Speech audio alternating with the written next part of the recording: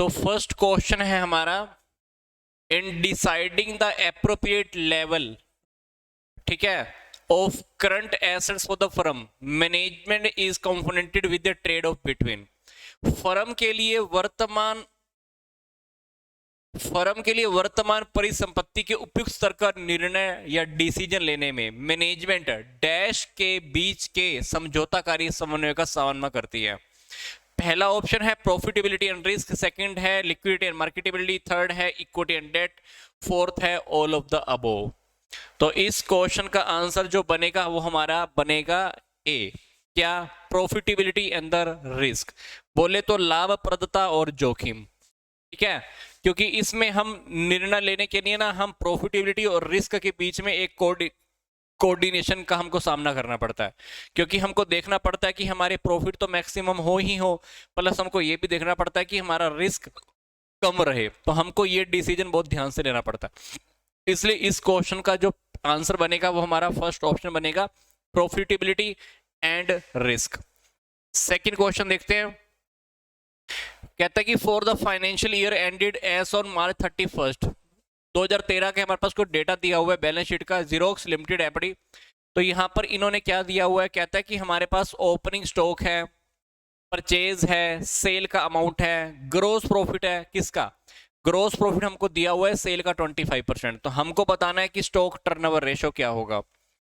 तो ये क्वेश्चन आपके लिए है, आपको मैं 1-2 मिनट का टाइम दे रहा हूँ, 1 मिनट का टाइम दे रहा हूँ, तो जल्दी से इसको सोल्व करके देखो, जल्दी से उसको सोल्व करके देखो। हमको क्वेश्चन में फाइंड आउट क्या करना है, स्टॉक टर्नओवर रेशो। तो स्टॉक टर्नओवर रेशो को मैं आपको फॉर्मूला बता देता हूं, स्टॉक टर्नओवर रेशो का फॉर्मूला क्या होता है, ठीक है। स्टॉक टर्नओवर रेशो का फॉर्मूला होता है एवरेज, स्टॉक टर्नओवर रेशो का formula cost of good sold divided by average stock, ये हमारा फॉर्मूला होता है किसका, स्टॉक टर्नओवर रेशो का। ये फॉर्मूला मैंने आपको बता दिया, तो यही आपको निकालना है यहाँ पे स्टॉक टर्नओवर रेशो। तो स्टॉक टर्नओवर रेशो के लिए आपको अभी एवरेज स्टॉक भी चाहिए और कॉस्ट ऑफ गुड सोल्ड भी चाहिए। तो इस क्वेश्चन का आंसर आप जल्दी से आइडेंटिफाई करके देखो क्या होने वाला है।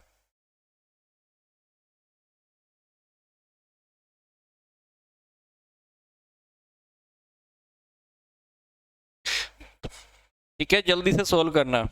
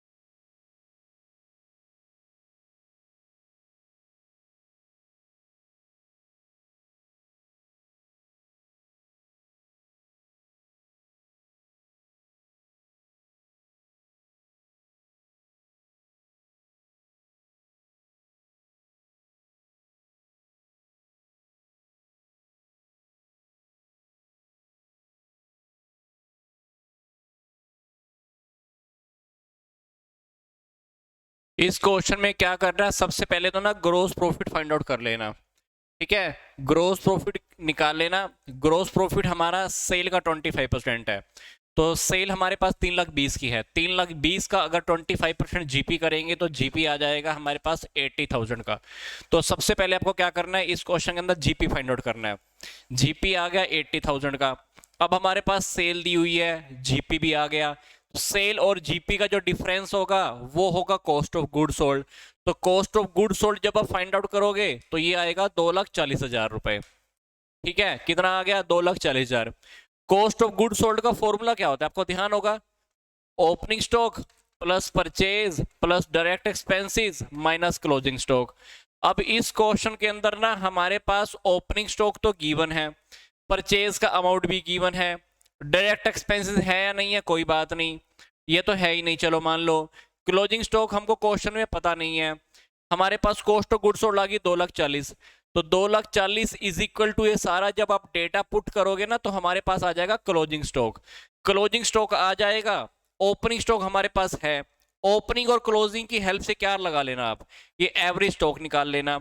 कॉस्ट ऑफ गुड सोल्ड आप पहले निकाल चुके हो, तो cost of good sold divided by जब आप करोगे ना एवरेज स्टॉक, तो एवरेज स्टॉक आपके पास आ जाएगा। एवरेज स्टॉक के लिए ओपनिंग स्टॉक को आपके पास क्वेश्चन में गिवन है, क्लोजिंग स्टॉक यहां से आप निकाल ही लोगे, 31,000 का आएगा। तो यहां पर जब आप एवरेज स्टॉक निकालोगे तो वो आएगा आपके पास 30,000 रुपए का। फिर निकालना स्टॉक टर्नओवर रेशो जो हमको निकालना था, तो कॉस्ट ऑफ गुड सोल्ड तो हमारे पास आई चुकी थी 2,40,000 की, तो 2,40,000 को आप 30,000 रुपए से जब आप डिवाइड करोगे तो हमारे पास आ जाएगा स्टॉक टर्नओवर रेशो, कितना आएगा वो 8 गुना। तो यहां पर हमको सिंपल सिंपल से बस स्टेप्स फॉलो करने हैं, देख लेना। तो मैं आपको बता देता हूं कि हमारे पास क्या स्टेप है। सबसे पहले तो अपने को पता होना चाहिए कि स्टॉक टर्नओवर रेशो होता क्या है। स्टॉक टर्नओवर रेशो का फॉर्मूला क्या है, cost of good sold divided by average stock. तो पहला टारगेट क्या है क्वेश्चन में, अपने को ये फाइंड आउट करना है। दूसरा टारगेट क्या है, अपने पास एवरेज स्टॉक होना चाहिए। क्वेश्चन में पंगा क्या है, क्वेश्चन में हमारे पास जीपी दिया हुआ है 25% ऑफ सेल, तो सबसे पहले आप जीपी फाइंड आउट कर लेना। सेल आपके पास ऑलरेडी गिवन है, इन दोनों का डिफरेंस क्या होता है, कॉस्ट ऑफ गुड सोल्ड होता है, तो कॉस्ट ऑफ गुड सोल्ड का अमाउंट भी आपके पास आ जाएगा। अब कॉस्ट ऑफ गुड सोल्ड का आपका अमाउंट आ गया, अब आपके पास ऊपर वाली आइटम तो आ गई, नीचे वाली आइटम हमको फाइंड आउट करनी है एवरेज स्टॉक। एवरेज स्टॉक का फॉर्मूला होता है opening stock plus closing stock. अब क्वेश्चन में ओपनिंग स्टॉक तो है, क्लोजिंग स्टॉक है नहीं। अब इस चक्कर के अंदर अपने को क्या करना पड़ेगा, इस चक्कर के अंदर अपने को करना पड़ेगा थोड़ा सा पंगा। क्या पंगा करना पड़ेगा, एक सिंपल सा काम करना, एक सिंपल सा काम करना। हमको क्या करना है, कॉस्ट ऑफ गुड सोल्ड का फॉर्मूला लगा देना, opening stock plus purchase minus closing stock. Cost of good sold तो पहले निकाल ही लोगे, वो आप अमाउंट इसके बराबर में टक्कर में रख देना, ओपनिंग स्टॉक पुट कर देना, परचेज पुट करते हैं, क्लोजिंग स्टॉक हमको पता नहीं है, तो इस फॉर्मूला की हेल्प से प्लस इस अमाउंट की हेल्प से मेरे पास क्लोजिंग स्टॉक आ जाएगा। ओपनिंग स्टॉक पहले से था, क्लोजिंग स्टॉक आप आ गया, तो एवरेज स्टॉक निकाल देना, तो वहां पर जो आपका आंसर बनेगा ना वो अपने आप आ जाएगा 8 गुना। तो स्टेप बाय स्टेप काम करोगे तो बहुत इजी है।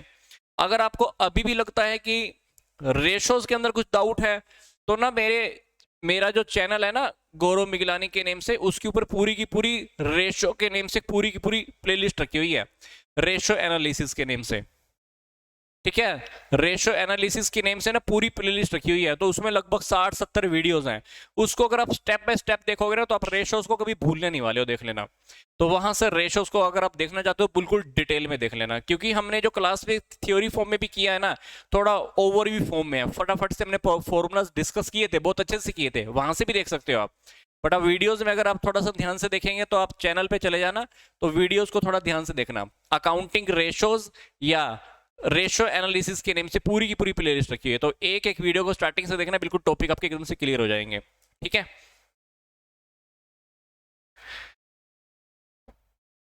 अब हम चलते हैं हमारे नेक्स्ट क्वेश्चन की ओर।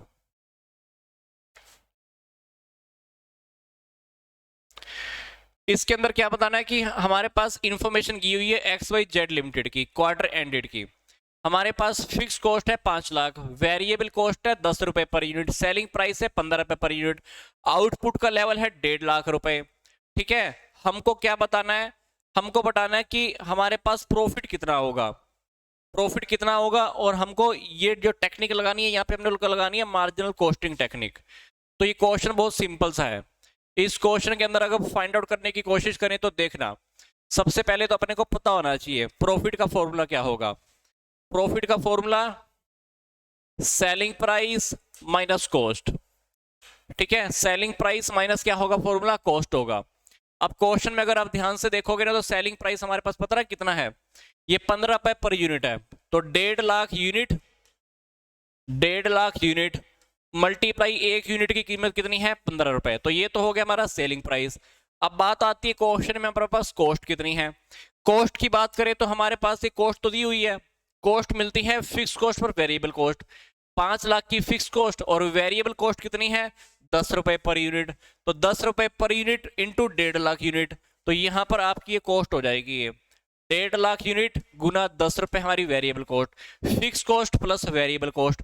तो आपने यहां पर सेलिंग प्राइस भी देख लिया। सेलिंग प्राइस में से अगर आप कॉस्ट को माइनस कर देंगे तो ये पूरा का पूरा आप डेटा फाइंड आउट करके देखना, हमारे पास ना प्रॉफिट आ जाएगा। ये प्रॉफिट को जब आप फाइंड आउट करके देखोगे तो अपने पास आंसर आ जाएगा 2.5 लाख रुपए का। ये इक्वेशन थोड़ी सी सोल्व करके देख लेना। तो हमारे पास जो आंसर अल्टीमेटली बनेगा वो 2.5 लाख रुपए का बनेगा, ऑप्शन नंबर ए। क्वेश्चन बहुत सिंपल सा है, देख लेना। ठीक है, आगे देखते हैं नेक्स्ट क्वेश्चन। नेक्स्ट क्वेश्चन के अंदर क्या दिया हुआ है, कहता है कि हमारे पास क्रेडिट सेल है एक ईयर की, कितनी, 5,40,000 रुपए की। डेटर हमारे एंड के टाइम पर कितने हैं, 90,000 रुपए। हमारे पास एवरेज कलेक्शन पीरियड बोल रहे कि क्या होगा। एवरेज कलेक्शन पीरियड का अपने को पहले तो फॉर्मूला पता होना चाहिए। ठीक है, तो एवरेज कलेक्शन पीरियड आप सीधा भी निकाल सकते हो।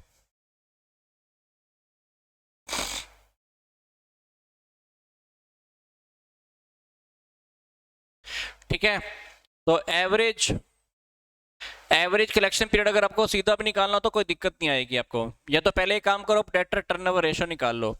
अब क्वेश्चन के अंदर हमारे पास क्रेडिट सेल कितनी है, 5,40,000 की। ठीक है, तो 5,40,000 की अगर आपके पास क्रेडिट सेल है तो डेटर टर्नओवर रेशियो निकाल लो पहले आप। डेटर टर्नओवर रेशियो का फॉर्मूला क्या आएगा, सबसे पहले हमारे पास आती है ऊपर क्रेडिट सेल। क्रेडिट सेल कितनी है, 5,40,000 रुपए की। और हमारे पास मान लो ओपनिंग डेटर तो दिए नहीं हुए, क्लोजिंग डेटर दिए हुए, तो वो मान लो आपके 90,000 रुपए। तो आपने वो फाइंड आउट देख निकाल ही लिया। तो ये आ गया 6 गुना, कितना आ गया, 6 टाइम। अब एवरेज कलेक्शन पीरियड निकालना होता है ना, क्या निकालना है अपने को, average collection period. Average collection period के लिए क्या करना पड़ेगा आपको, 365 days divided by debtor turnover ratio. Debtor turnover ratio कितना आया, 6। तो ये आप इक्वेशन थोड़ी सी सोल्व करके देख लेना। ये इक्वेशन जब आप सोल्व करके देखोगे तो लगभग आपका आंसर आएगा 61 डेज का।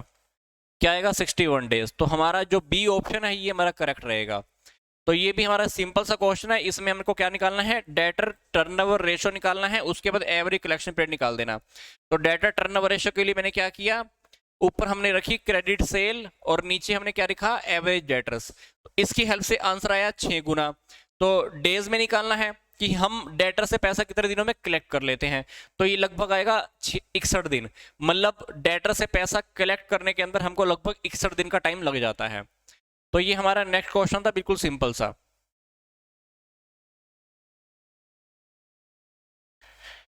ठीक है,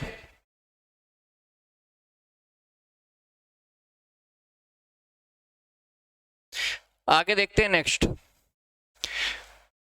ये क्वेश्चन थ्योरी के अंदर है, देख लो एक बारी क्या है।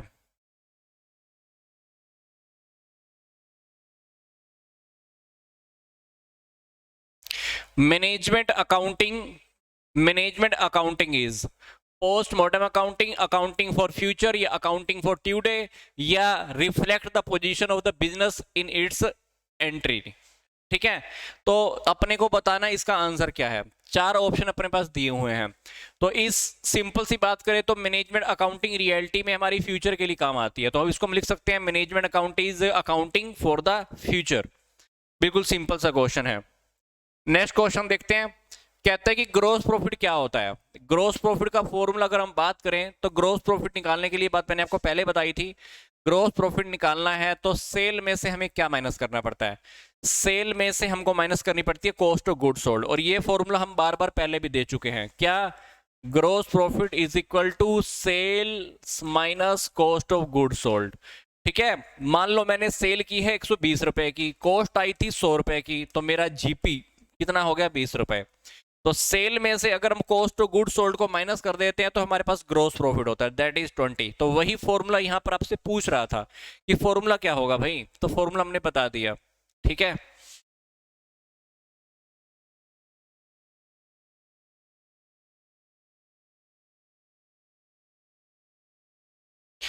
अगला क्वेश्चन देखते हैं।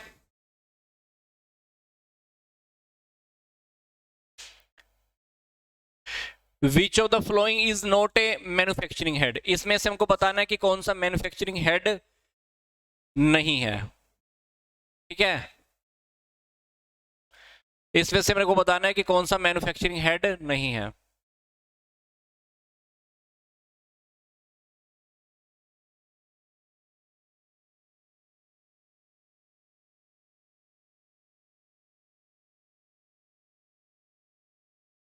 हमारे पास चारों ऑप्शन दिए हुए हैं, indirect labour, insurance, factory building, factory rent and the direct material.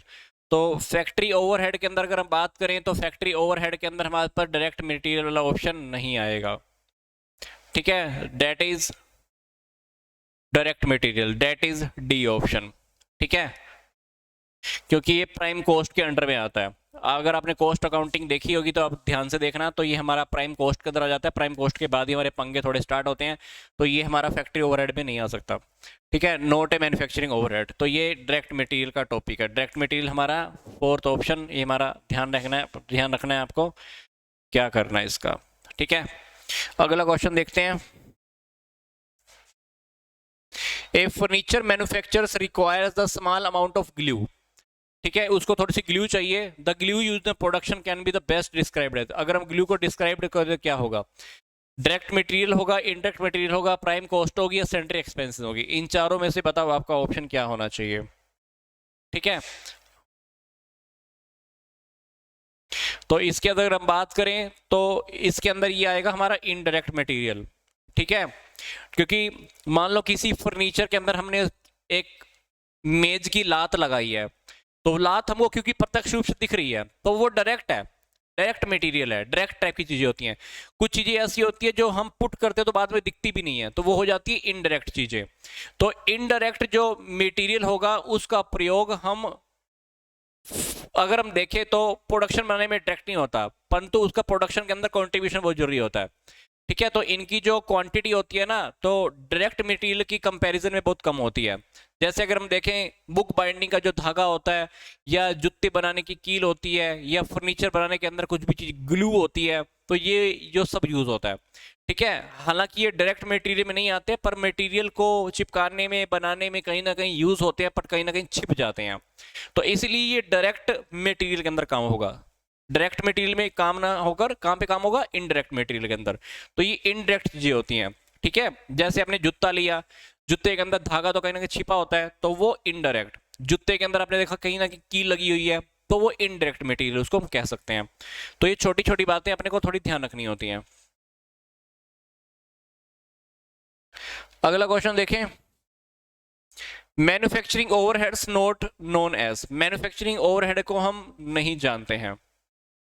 ठीक है, ये क्वेश्चन देखना, इसको हम क्या कह सकते हैं?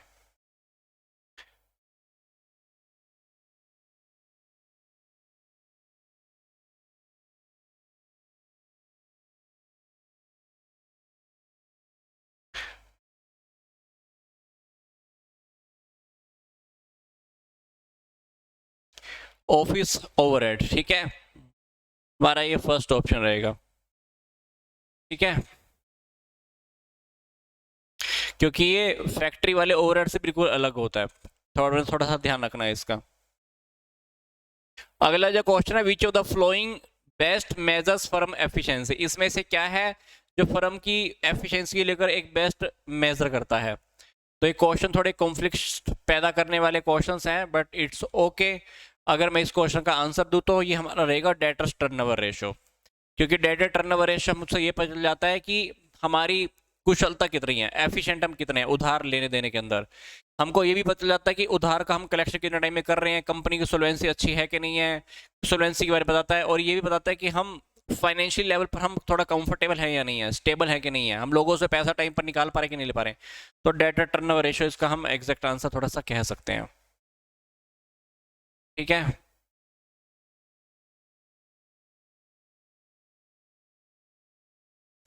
आगे देखते हैं हमारा नेक्स्ट क्वेश्चन। क्वेश्चन नंबर हमारा 11, विच of the following best describe about the short term liquidity. Short term liquidity के बारे में हमारा कौन सा रेशो ज्यादा अच्छा है? ठीक है, शॉर्ट टर्म लिक्विडिटी के बारे में which of the following best describe the short term liquidity. Acid test ratio, proprietary ratio, debt equity ratio या इन्वेंटरी टर्नओवर रेशो। तो इसका अगर मैं बात करूं तो ये होता है हमारा एसिड टेस्ट रेशो। कौन सा? Acid test ratio. बिल्कुल अल्पकालीन स्थिति को बता देते हैं, क्योंकि इसके अंदर हमारे पास पता है क्या होता है, अपने को पता है कि इसके अंदर हम एसिड वाली ही पूरी की पूरी एसिड रखते हैं, लिक्विड एसिड या क्विक एसिड्स कह लो। ठीक है, क्योंकि इसमें से जो हमारी जो क्विक एसेट्स होती है इसमें से हम स्टॉक और प्रीपेड एक्सपेंसेस को भी लेस कर देते हैं। तो बिल्कुल जो बिजनेस की जो हमारी एग्जैक्ट लिक्विडिटी के बारे में बता देता है ये एसिड टेस्ट रेशियो। ठीक है, नेक्स्ट क्वेश्चन देखते हैं, question number 12। Which of the following is not included in the cost of the good sold, इसमें से कॉस्ट ऑफ गुड सोल्ड के अंदर क्या इंक्लूड नहीं होगा? Prime cost, factory overhead, selling overhead या डायरेक्ट लेबर? ये क्वेश्चन ही बहुत सिंपल सा है। ठीक है, इसमें से क्या कॉस्ट ऑफ गुड सोल्ड में इंक्लूड नहीं होगा? Prime cost, factory overhead, selling overhead या डायरेक्ट लेबर? तो इन चारों ऑप्शन में से अगर आपको देखें तो ये हमारे पास क्या होगा ऑप्शन इसका? देखो, अपने को पता है ना कॉस्ट ऑफ गुड सोल्ड, अगर हम कॉस्टिंग के अंदर बात करते हैं तो क्या आता है? Direct material plus direct labour plus direct expenses, ये सब मिलकर बन जाते हैं प्राइम कॉस्ट। प्राइम कॉस्ट के अंदर हम ऐड करते हैं फैक्ट्री ओवरहेड। जब फैक्ट्री ओवरहेड बन जाते हैं तो फिर बन जाती है फैक्ट्री कॉस्ट, जिसको हम वर्क कॉस्ट भी बोलते हैं। फिर इसके अंदर हम ऑफिस और एडमिनिस्ट्रेटिव एक्सपेंसेस भी ऐड कर देते हैं, चाहे वो ऑफिस की कॉस्ट होती है, कॉस्ट ऑफ प्रोडक्शन होती है, वो ऐड करके फिर कुछ ऐड करते हैं opening stock of finish goods, फिर लेस क्लोजिंग स्टॉक, फिर ये हमारे पास बन जाता है। तो अल्टीमेटली अगर हम इस क्वेश्चन की बात करें तो हमारे पास ये जो सेलिंग ओवरहेड है, इस सेलिंग ओवरहेड को हम कह सकते हैं कि हमारा कॉस्ट ऑफ गुड्स सोल्ड के अंदर इंक्लूड नहीं होगा, क्योंकि ये बाद की बातें होती हैं, सेलिंग के टाइम के खर्चे होते हैं। तो इसका ऑप्शन हम ये कह सकते हैं। ठीक है, ठीक है, नेक्स्ट क्वेश्चन देखते हैं। Which of the following is not used for the analyzing financial statement, इसमें से क्या ऐसा है जो फाइनेंशियल स्टेटमेंट के एनालिसिस के अंदर यूज नहीं होता है? देखना, बहुत सिंपल क्वेश्चन है ये हमारा है वेरिएंस एनालिसिस। ठीक है, तो वेरिएंस एनालिसिस हमारा फाइनेंशियल स्टेटमेंट के एनालिसिस में यूज नहीं होता। ये सारी चीजें तुमको पता ही है, ये हमने देखा था मैनेजमेंट अकाउंटिंग के अंदर भी। ठीक है, अगला क्वेश्चन क्या है? Labour cost variance is the difference between the standard cost and the actual cost. ठीक है, तो लेबर कॉस्ट वेरिएंस क्या है? रियलिटी में एक डिफरेंस है स्टैंडर्ड कॉस्ट और एक्चुअल कॉस्ट के बीच में। ठीक है, तो क्या है ये? बजटी कॉस्ट ऑफ लेबर या actual cost of labour, estimated cost of labour या वेरिएबल कॉस्ट ऑफ लेबर? तो इसका देखो क्या होगा। इसके अंदर अगर हम बात करें तो इसके अंदर हमारा आंसर आएगा बी ऑप्शन। ठीक है, एक्चुअल कॉस्ट ऑफ लेबर। क्या? एक्चुअल कॉस्ट ऑफ लेबर, क्योंकि जो मजदूरी की लागत का जो डिफरेंस होता है ना, वो क्या होता है? मजदूरी की जो हमारी जो स्टैंडर्ड कॉस्ट होती है और जो मजदूरी की जो रियलिटी में जो एक्चुअल कॉस्ट होती है, उन दोनों के बीच का डिफरेंस होता है। ठीक है, तो ये है। ठीक है, तो लेबर की कॉस्ट का जो वेरिएंस किस किस का होगा? लेबर का जो स्टैंडर्ड कॉस्ट है और लेबर की जो एक्चुअल कॉस्ट है, उन दोनों का तो डिफरेंस होगा, है ना। डिफरेंस किसका होता है? डिफरेंस होता क्या है? जो हमने स्टैंडर्ड फिक्स किया, जो एक्चुअल आया। स्टैंडर्ड के बारे में इन्होंने बोल ही रहा था, एक्चुअल कॉस्ट किस चीज की? लेबर की। तो लेबर की वेरिएंस की बात हो रही है, तो लेबर का स्टैंडर्ड, लेबर का एक्चुअल कॉस्ट, तो दोनों का डिफरेंस हम कह सकते हैं। नेक्स्ट क्वेश्चन देखते हैं। विच of the flowing variance is always adverse, इसमें से कौन सा वेरिएंस ऐसा है जो हमेशा एडवर्स ही होता है? ठीक है,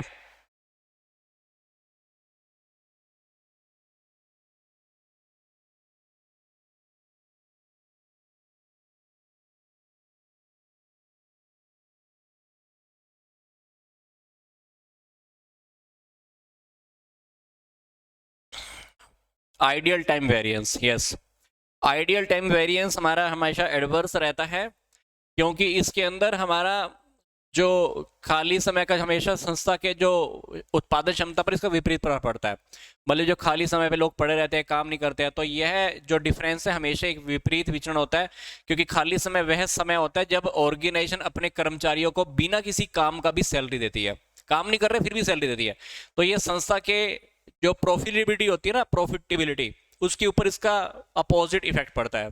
तो इसलिए हमारा ऑप्शन रहेगा बी, ऐसे टाइम की भी सैलरी देना जिसके ऊपर बंदे काम भी नहीं कर रहे फिर भी हम सैलरी दे रहे हैं, तो हमें ये रिजल्ट हमेशा नेगेटिव रहता है।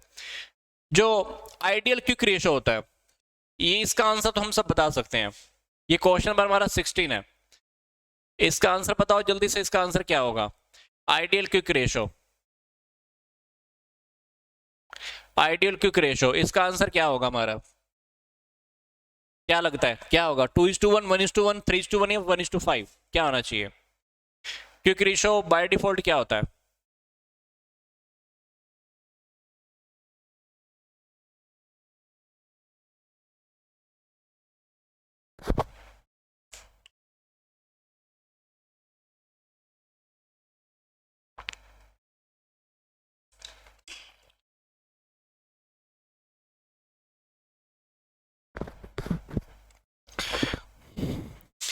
ये 2:1 तो पता किसका होता है? ये 2:1 होता है करंट रेशो का, और क्विक रेशो का जो आइडियल होता है वो होता है 1:1। तो अपने को ध्यान रखना है ये, ठीक है।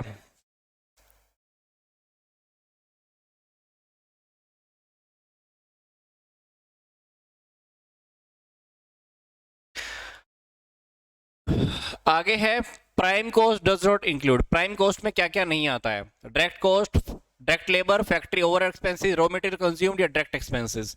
ये क्वेश्चन तो वैसे ही बहुत सिंपल सा है। ये मैंने आपको पहले बताया था कि प्राइम कॉस्ट के अंदर तीन ही चीजें आती है, डायरेक्ट मटेरियल, डायरेक्ट लेबर और डायरेक्ट एक्सपेंसेस। तो डेफिनेटली हमारे पास से फैक्ट्री ओवरहेड का टॉपिक इसमें नहीं आने वाला है, क्योंकि फैक्ट्री ओवरहेड के पंगे इसके बाद ही शुरू होते हैं, प्राइम कॉस्ट के बाद ही शुरू होते हैं। तो ये छोटी छोटी बातें अपने को याद रखनी है, ठीक है। क्वेश्चन नंबर 18 और question number 19, which of the following is not calculated in the respect of the material variances. Material variance के अंदर क्या क्या चीजें नहीं आती है? Cost variances, uses, yield variances या आइडल टाइम वेरिएंसेस। तो इसका आंसर तो आप सिंपल सा लगा ही सकते हो, ठीक है। तो आइडियल टाइम वेरिएंसेस ही लेकर के चलेंगे इसके अंदर। जो डी ऑप्शन है ये हमारे मटेरियल के वेरिएंस से बाहर की बात होती है, क्योंकि कॉस्ट को तो हम लेके चलते हैं, यूज भी लेके चलेंगे, उत्पादन भी लेके चलेंगे, है ना, इसको नहीं लेके चलेंगे। क्योंकि जो हमारी मटेरियल के डिफरेंसेस होते हैं, जो वेरिएंसेस आते हैं, वो मटेरियल से रिलेटेड ही एक्सपेक्ट तो लेके चलेंगे। जैसे मटेरियल की कॉस्ट, मटेरियल का प्राइस, मटेरियल का कंजम्पशन, मटेरियल मिक्स, ये सारे वेरिएंसेस हम तो लेके चलते हैं। बट ये तो आइडियल टाइप वेरिएंस है, तो इसको लेके नहीं चलने वाले अपन। क्वेश्चन नंबर 20 देखो, कहता है कि अगर सेल किसी कंपनी की 40,000 रुपए है, मार्जिन 20% है, एवरेज स्टॉक 4,000 है, तो स्टॉक टर्नओवर रेशो क्या होगा? अब स्टॉक टर्नओवर रेशो को अपने को फॉर्मूला सबसे पहले पता होना चाहिए, ठीक है। स्टॉक टर्नओवर रेशो का फॉर्मूला क्या होता है?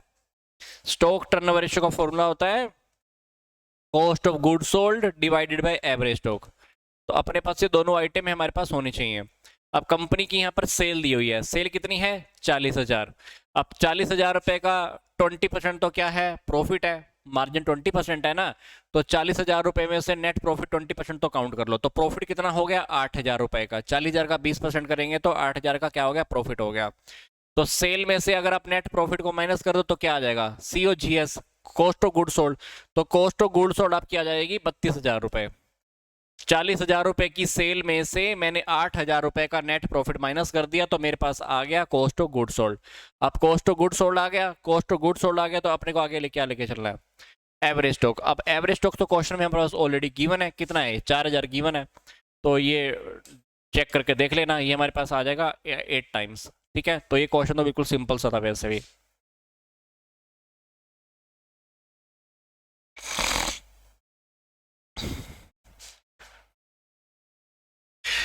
आगे है क्वेश्चन नंबर 20, 21 और 22। Increase in the working capital will be. Working capital में इंक्रीज इनमें से कब कब होगा? वर्किंग कैपिटल में जब इंक्रीज होगा तो क्या होगा? shown in the source side of the fund flow statement, shown in the application side of the fund flow statement, added to the calculated fund from the operation, या deducted to the calculated fund from the operation।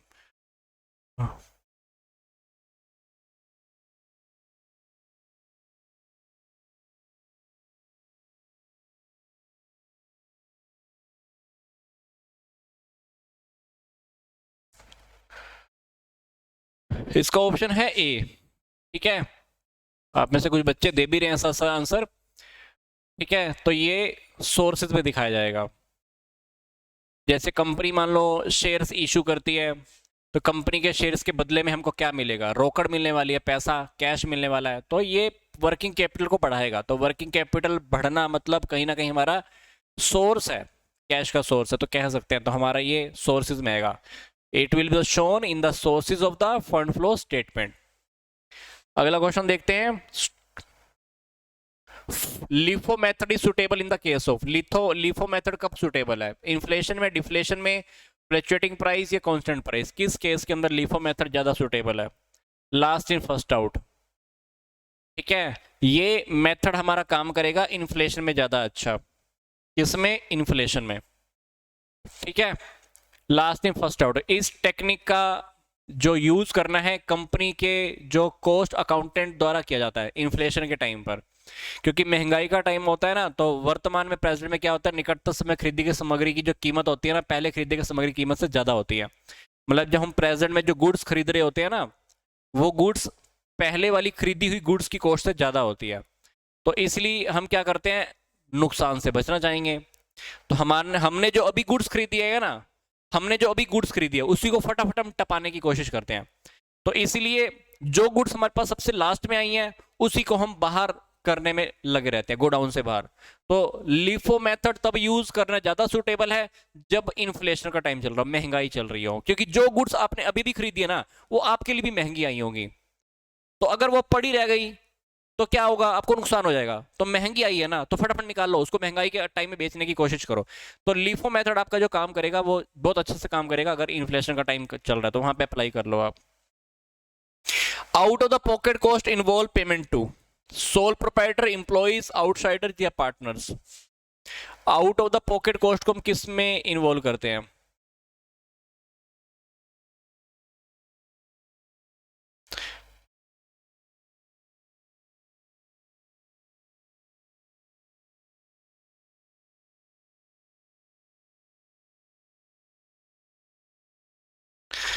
ठीक है, ये कहते हैं outsiders को। ये होती क्या है मैं आपको बता देता हूं। Out of the cost pockets के अंदर क्या होता है कि इंप्लॉइज, जो बाहर के लोग होते हैं ना, उनके ऊपर खर्चे करते हैं। ये एक ऐसा खर्चा होता है जिसमें इंप्लॉइज अपने काम से रिलेटेड बाहर के लोगों के ऊपर अपनी जेब में से खर्चा कर देते हैं एक बारी। अब इंप्लॉइज ने अपनी जेब में से तो खर्चा कर दिया, फर्म क्या करेगी, फर्म या कंपनी बाद में उन इंप्लॉइज को इसकी क्षतिपूर्ति या प्रतिपूर्ति दे देती है, भाई तुमने मेरी तरफ से खर्चा किया ना, तू ले ले। तो इंप्लॉई ने कंपनी की ओर से लगा लो अपने आप ही खर्चा किया किसी बाहर के बंदे पे, तो कंपनी क्या करेगी, इंप्लॉई को पैसा पे कर देगी। तो आउट ऑफ पॉकेट कॉस्ट क्या है, involve payment to the outsiders. तो ये पेमेंट करता कौन है, रियलिटी में इंप्लॉइज करते हैं, बट बाद में कंपनी इनको रिकवर कर देती है, दे देती है, दिक्कत नहीं आती है। ठीक है, आगे देखो, carrying cost does not include, रख रखाव लागत में क्या शामिल नहीं है? Cost of storage, cost of incurred by the competitors, transportation cost या कॉस्ट ऑफ प्लेसिंग ऑर्डर। तो इसके अगर हम आंसर की बात करें, कॉस्ट ऑफ प्लेसिंग ऑर्डर हमारे पास करेक्ट आंसर होगा हमारा। कौन सा? Cost of placing order. ठीक है, तो रख रखाव में ऑर्डर देने की लागत को हम नहीं लिखते। तो जो भी हमारी मेंटेनेंस की जो कॉस्ट होती है उसमें हम स्टोर की जो भी लागत की सामग्री को एक स्थान से दूसरे स्थान पर ले जाने की कॉस्ट होती है, या टूट फूट की या नष्ट होने की लागत को तुम जोड़ देते हैं, पर ऑर्डर देने की लागत तो अलग से होती है। जो ऑर्डर देने की जो कॉस्ट होती है वो अलग से होती है, तो इसको हम मेंटेनेंस के अंदर, रख रखाव के अंदर शामिल नहीं करते हैं, तो अपने को ध्यान रखना है ये। ठीक है, अगला क्वेश्चन देखो, which of the following is not a variant the piece rate system, इसमें से पीस वेरिएंट रेट सिस्टम का कौन सा हिस्सा नहीं है?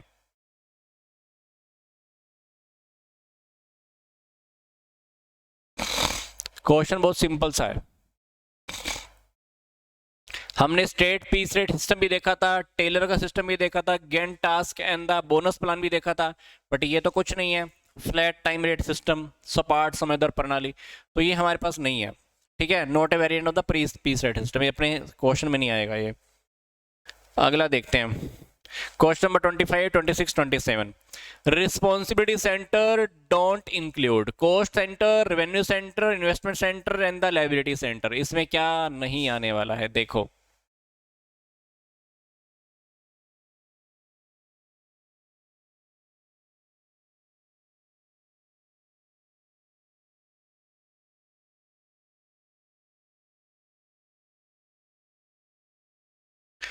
Okay, liability centre.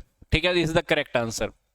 ठीक है, ये एक ऐसी ऑर्गेनाइजेशन यूनिट है जो मैनेजमेंट के कंट्रोल में होती है, जो कि इसके कामों और जो भी रिजल्ट होते हैं उनके लिए रिस्पॉन्सिबल होती है। तो जो भी हमारे रिस्पॉन्सिबिलिटी सेंटर होते हैं, पर इसके ऊपर क्या होता है, अकाउंटिंग का, राजस्व या लागतों की जो सूचना एकत्रित की जाती है, रिपोर्ट की जाती है। तो ये लायबिलिटी सेंटर हमारे टॉपिक से थोड़ा बाहर आएगा, इसमें इंक्लूड नहीं होता है। इन sugar manufacturing production of the molasses used for the industrial alcohol is an example of. तो चीनी बनाने की जो फैक्ट्रियां होती है, मान लो औद्योगिक शराब के लिए उपयोग की जाने गुड़ का उत्पादन किसका किसका उदाहरण है। मतलब चीनी हम बना रहे हैं, है ना, औद्योगिक शराब के लिए, चीनी बना रहे हैं हम औद्योगिक शराब के लिए, तो उसमें जो गुड़ बन जाता है, तो गुड़ अपने आप बन जाता है, तो गुड़ किसका एग्जाम्पल है। हमारा टारगेट गुड़ बनाना तो नहीं था, पर फिर भी अभी गुड़ बन रहा है बीच में, तो इसको हम बोलते हैं बाय प्रोडक्ट। क्या बोलते हैं, बाय प्रोडक्ट। जैसे कभी सुना होगा ना कि बंदा बाय प्रोडक्ट है, भगवान की देन है, बाय प्रोडक्ट, है ना। तो वैसे ही ये अपने आप बन गया, तो बाय प्रोडक्ट। तो चीनी के दौरान औद्योगिक शराब के लिए उत्पादन की जाने गुड़ का उत्पादन, है ना, गुड़ का उत्पादन, गुड़ का जो प्रोडक्शन होता है, एक सह उत्पादक का उदाहरण है, एग्जाम्पल है ये कि। तो ये एक ऐसे प्रोडक्ट होते हैं जो मेन प्रोडक्ट के प्रोडक्शन के टाइम पर अपने आप बन जाते हैं।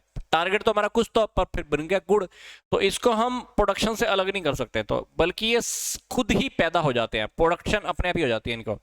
तो इसको हम बोलते हैं बाय प्रोडक्ट। क्या बोलेंगे, बाय प्रोडक्ट। आगे है cost incurred on direct material. जो हमारी कॉस्ट लगती है डायरेक्ट मटेरियल के ऊपर, उसको हम क्या बोलते हैं, variable cost, fixed cost, imputed cost या फिक्स्ड ओवरहेड। इसको हम क्या बोलेंगे,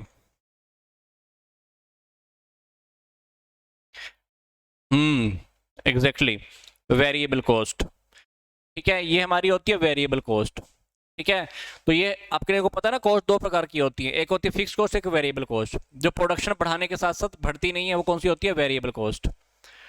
ठीक है, तो प्रोडक्शन ये वो जो होती है, जो मतलब प्रोडक्शन बढ़ाने के साथ जो पर यूनिट वेरिएबल कॉस्ट रहती है, फिक्स ही रहती है, और यदि प्रोडक्शन कम है तो लागतें भी कम होगी, तो अपने को थोड़ा ध्यान रखना है।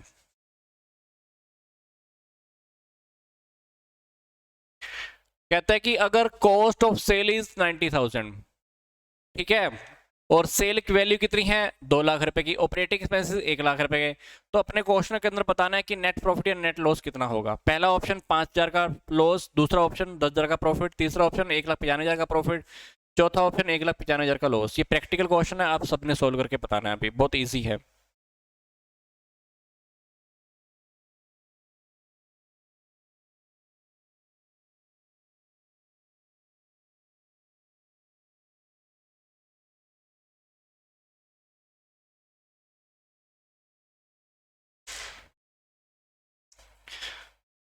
जल्दी से बताओ।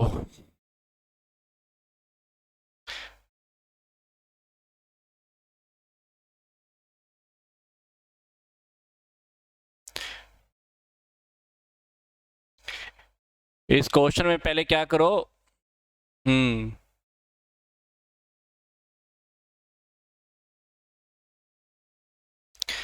इस क्वेश्चन में ध्यान रखो, हमारे पास सेल दी हुई है 2 लाख रुपए की। ठीक है, तो पहले आप क्या करो, नेट प्रॉफिट निकालो। नेट प्रॉफिट निकालने के लिए ग्रोस प्रॉफिट अपने पास क्वेश्चन में देखो है कि नहीं है ना, उसमें से इंडायरेक्ट एक्सपेंसेस दोनों का जो डिफरेंस होता है that is net profit. Gross profit में से अगर हम इंडायरेक्ट एक्सपेंसेस को लेस कर दे तो क्या बन जाएगा, वो नेट प्रॉफिट। तो ये फॉर्मूला लगा के देखना। सेल अपने पास दी हुई है, कॉस्ट ऑफ गुड सोल्ड कितना है, 90,000। तो ग्रोस प्रॉफिट की में से क्या करना, आप सेल में से आप माइनस कर देना। ठीक है, तो सेल में से, सेल जो हमारी 2 लाख रुपए की है, सेल में से आप क्या करना, cost of good sold minus कर देना, दैट इज 90,000 की। तो हमारे पास आ जाएगा 1,10,000 रुपए का ग्रोस प्रॉफिट। ठीक है, तो ग्रोस प्रॉफिट आ गया, तो ग्रोस प्रॉफिट निकालने के लिए क्या करना, ऑपरेटिंग एक्सपेंसेस को माइनस कर देना, कितने, 1 लाख रुपए के, तो बन जाएंगे ये हमारे नेट प्रॉफिट। तो क्वेश्चन के अंदर हमको नेट प्रॉफिट निकालना है। तो क्वेश्चन के अंदर पहले ध्यान रखो कि नेट प्रॉफिट कैसे निकलेगा। आपको ध्यान है ना, हम प्रॉफिट एंड लॉस अकाउंट कैसे स्टार्ट करते हैं। यहाँ पे हमारे ग्रोस प्रॉफिट होते हैं, यहाँ पे हमारे पास एक्सपेंसेस, फिर हमारे यहाँ पे क्या निकलता है, नेट प्रॉफिट।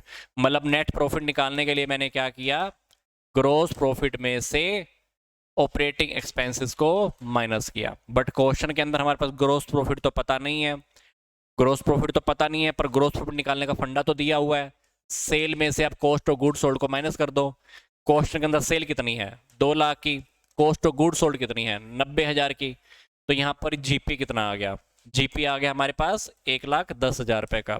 अगर जीपी 1,10,000 का है तो हमारे पास क्वेश्चन में इनडायरेक्ट एक्सपेंसेस ऑपरेटिंग एक्सपेंसेस की फॉर्म में दिए हैं 1 लाख, तो यहाँ पे हमारे पास नेट प्रॉफिट आ जाएगा 10,000 का। तो यहाँ पे आप नेट प्रॉफिट का आंसर ये निकाल देना है वाला 10,000 का, ये हमारा एग्जैक्ट आंसर होगा 10,000 नेट प्रॉफिट।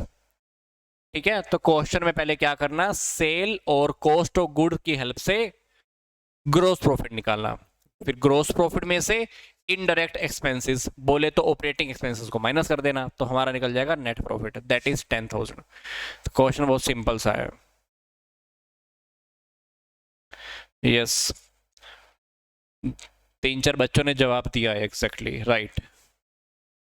नेक्स्ट क्वेश्चन देखते हैं।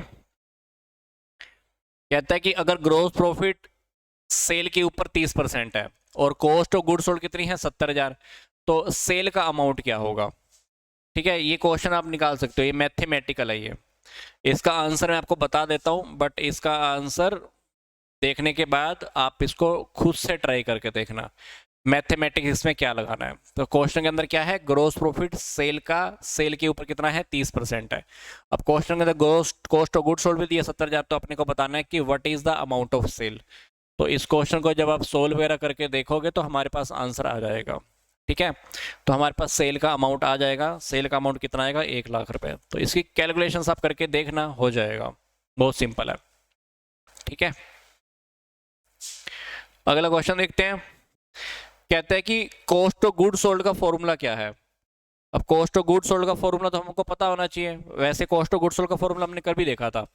क्या होता है, opening stock plus purchase plus direct expenses minus closing stock, ये फॉर्मूला होता है हमारे पास क्लोजिंग स्टॉक का, sorry cost of good sold का। तो यहाँ पर देख लेना हमारे पास क्या फॉर्मूला एग्जैक्ट आपका बन रहा है। तो मेरे को तो लगता है ये वाला फॉर्मूला हमारा ठीक है। ठीक है, हालांकि इसमें क्लोजिंग स्टॉक को पहले माइनस किया हुआ है, इन डायरेक्ट एक्सपेंसेस बाद में प्लस है, बट इट्स ओके, फॉर्मूला तो वही का वही है ना, opening stock plus purchase plus direct expenses minus closing stock. तो मेरे को तो लगता है इसका आंसर डी होना चाहिए। ठीक है, तो डी ही इसका आंसर बनेगा, ये एग्जैक्ट।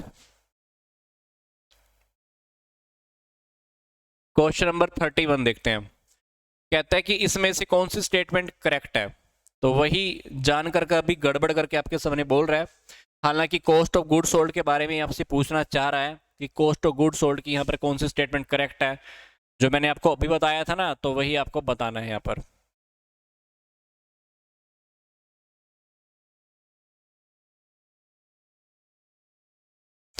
ठीक है, तो अगर आप देखोगे ना हमारे पास जो बी ऑप्शन है, तो बी ऑप्शन के अंदर हमारे पास ओपनिंग स्टॉक दिया हुआ है, नेट परचेज दी हुई है, डायरेक्ट एक्सपेंसेस दिए हुए हैं, माइनस क्लोजिंग स्टॉक, तो हमारा कॉस्ट ऑफ गुड सोल्ड का एग्जैक्ट फॉर्मूला हमारे पास दिया हुआ है। तो बी आंसर को हम करेक्ट आंसर कह सकते हैं। क्वेश्चन नंबर 31 था हमारा। 32 देखते हैं। कहता है कि एक फर्म की नेट सेल कितनी है 12 लाख, ग्रोस प्रॉफिट मार्जिन कितना है 33 एंड 1/3%। ये 33 एंड 1/3% है सेल का। तो अपने को क्वेश्चन के अंदर बताना है कि ग्रोस प्रॉफिट क्या होगा और कॉस्ट ऑफ गुड सोल्ड क्या होगी, ये दोनों के दोनों अमाउंट हमको बताने हैं। तो सेल अपने को दी हुई है, सेल दी हुई है, तो ग्रोस प्रॉफिट कितना है 1/3 है। तो ग्रोस प्रॉफिट अगर 1/3 है तो चेक करके देख लेना, है ना, 12 लाख का 1/3 कितना हो जाएगा 4 लाख। 4 लाख का जीपी हो गया, तो हमारे पास 8 लाख का क्या हो गया, कॉस्ट हो गया, कॉस्ट ऑफ गुड सोल्ड। तो यहाँ पर क्वेश्चन के अंदर देख लेना, कोई दिक्कत नहीं आएगी। ठीक है, 4 लाख और 8 लाख, मेरे हिसाब से तो आंसर बनेगा सी, ये वाला आंसर होना चाहिए, क्योंकि उसने आपको सीधा सीधा क्वेश्चन के अंदर बोला ही हुआ है। तो सी आंसर ठीक ही होगा। ठीक है, जीपी निकाल के देख लेना, जीपी हमारे पास 4 लाख आएगा, then cost of good sold निकाल देना। वो कैसे आएगा, सेल में से जीपी को माइनस करके, तो वो हमारे पास आएगा cost of good sold, that is 8 lakh. तो 4 लाख और 8 लाख, 4 लाख जीपी और 8 lakh cost of good sold. तो थोड़ा ध्यान से देखना, क्योंकि इन्होंने क्वेश्चन के अंदर रिस्पेक्टिवली लगाया हुआ है कि ग्रोस प्रॉफिट का आंसर पहले होना चाहिए, then cost of good sold का आंसर बाद में होना चाहिए। पता चला कि कहीं पर 8 लाख और 4 लाख लिखा हुआ है, तो वहां पर आपका क्वेश्चन गलत हो जाएगा। मतलब देखना जाए तो यहाँ भी 8 और 4 है, पर ये आंसर गलत हो जाएगा, क्योंकि अपने को जीपी पहले देखना है, then cost of good sold देखना है। तो अपना आंसर सी रहेगा। तो थोड़े से ध्यान से इन चीजों को भी आप क्वेश्चन में नोटिस करते रहेंगे। ठीक है, आगे देखते हैं। अब हमारे पास जो कुछ पार्टिकुलर्स दिए हुए हैं, ग्रोस प्रॉफिट कितना है, 30% कॉस्ट का है। तो हमारे पास क्लोजिंग स्टॉक की वैल्यू बतानी है अपने को। क्या बतानी है, क्लोजिंग स्टॉक की वैल्यू बतानी है। इसके अंदर कॉस्ट के अंदर ओपनिंग स्टॉक भी है, परचेज भी है, सेलिंग प्राइस भी दिया हुआ है। तो इन सब डेटा के बेस पर अपने को जीपी दिया हुआ है। जीपी कितना है, 30% ऑफ कॉस्ट। ठीक है, एक चीज हमको दी हुई है, ये 3 आइटम में भी दी हैं, जीपी का भी पता है हमको। तो जीपी का भी पता है, तो इसके बेस पर हमको इन सारी आइटम के बेस पर क्या निकालना है अपने को, क्लोजिंग स्टॉक। तो ये क्वेश्चन फटाफट आप सब निकाल के देखो अपने आप से कैसे निकालोगे। ठीक है, निकाल के देखो जल्दी से।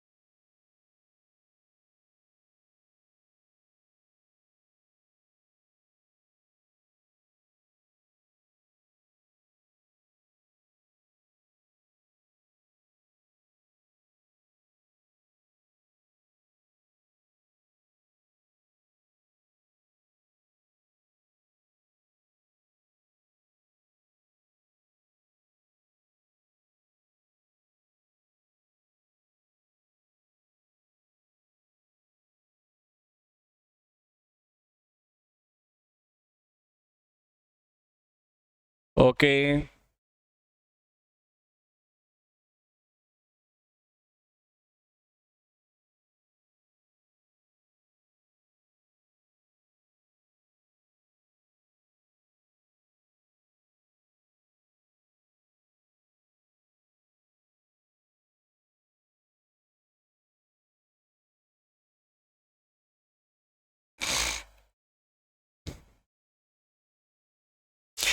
ओके, आंसर मैं आपको बता देता हूँ, 3,40,000 रुपये।